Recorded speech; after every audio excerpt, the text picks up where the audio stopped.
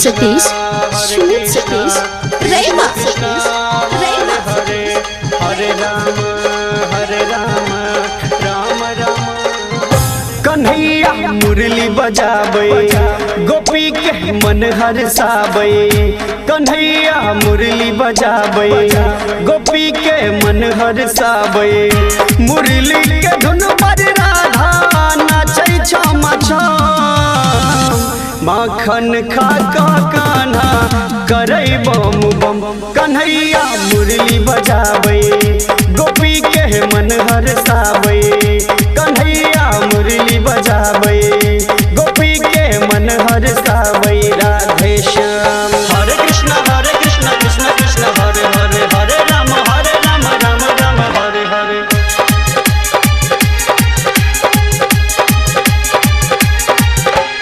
कारी नयन देखो खूब चमकै छै नदी किनारे उत गाय चरबै छै राधे श्याम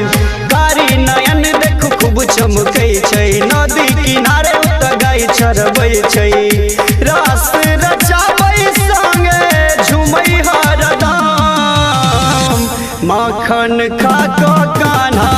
करै बम बम कन्हैया मुरली बजाबै गोपी के मन हरसाबै कन्हैया मुरली बजाबै गोपी के मन हरसाबै राधे श्याम। अभी आप सुन रहे हैं झंझारपुर से मिथिला रिकॉर्डिंग स्टूडियो की शानदार प्रस्तुति।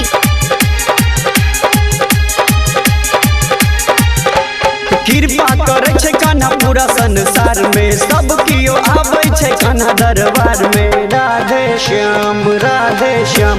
कृपा करे छै कान्हा पूरा संसार में सब कियो आबै छै कान्हा दरबार में ओ कर किस्मत हरदम करे चम चम माखन खा कान्हा करे बम बम कन्हैया मुरली बजाबै गोपी के मन हरसाबै कन्हैया मुरली बजाबै गोपी के मन हरसाबै राधे श्याम हरे कृष्ण कृष्ण कृष्ण हरे हरे हरे राम राम हरे हरे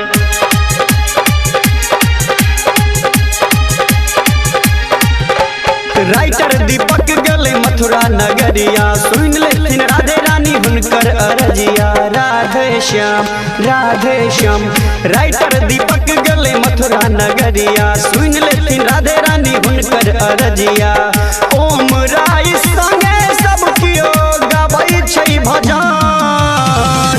माखन खा कान्हा करै बम बम कन्हैया मुरली बजाबै गोपी के मन हरसाबै